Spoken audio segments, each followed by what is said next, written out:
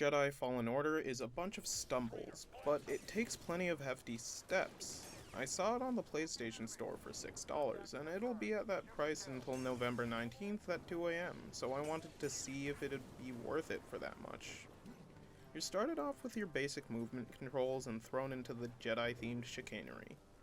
I will say, for what I've experienced within this opening, the story is what gets most of the focus within this game. This isn't a bad thing. The opening is engaging and packs a punch. Gotta hand it to those script writers. They managed to make me root for characters working for scraps in the middle of space out of nowhere. That being said, this game did a cop-out version of the thing I actually really love from video games. Fallen Order tries to make you feel like you've been given control and dropped into the middle of it all, but because it's story-focused, you aren't allowed to swing your saber or use the Force just yet. On one hand, this annoyed me because, well, where's the actual game? On the other, I can overlook that, because from a narrative standpoint, it proves that the game knows how to make you wait for the good stuff. I realize that I'm talking loosely about story details for a game from 2019, but I still don't know how this one ends, and if any portion of this video compels anyone to buy it, I want them to go in as fresh as I did. With all of that in mind, the beginning of Fallen Order is a compact, tightly bound story that spans within about 30 minutes. Your character, his name starts with a C and I don't remember it, but that's not what matters. Who he is what's more important. Proves why he's a compelling person and why he should be rooted for. Since typing that, I've played more of this game and remembered that his name is Cal. We're clearly off to a strong start. But this highlights something about the game to me. The story at the core of this is something I was pretty interested in, and there's a general air of intrigue when you get dropped into the deeper part of it, but for a piece that prioritizes that aspect, I'd think I'd want to know about everything immediately, and that even then, it would be paced more properly. In order to articulate this fully, it's necessary to slip into gameplay. Fallen Order equips the fare of your standard action role-playing game, where you go around and take on enemies, and when you make it back to the rest spots and checkpoints, you can spend the experience you've gained on upgrades.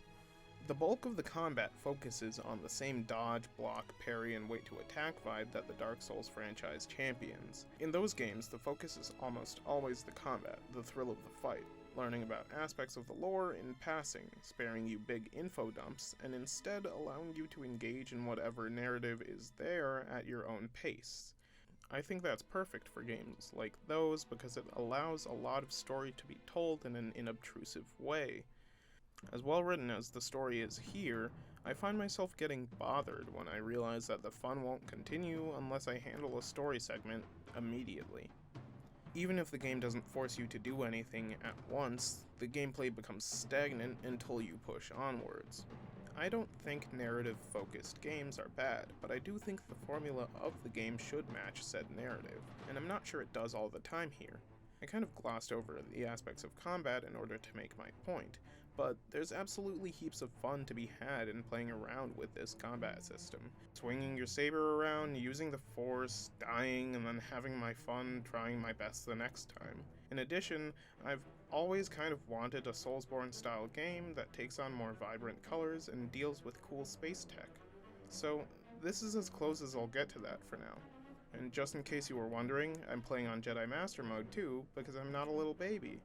In Fallen Order, as pleasantly narrative-driven as it is, there's a lot of talking and pondering within the story itself, but considerably less saber-slashing than I initially expected.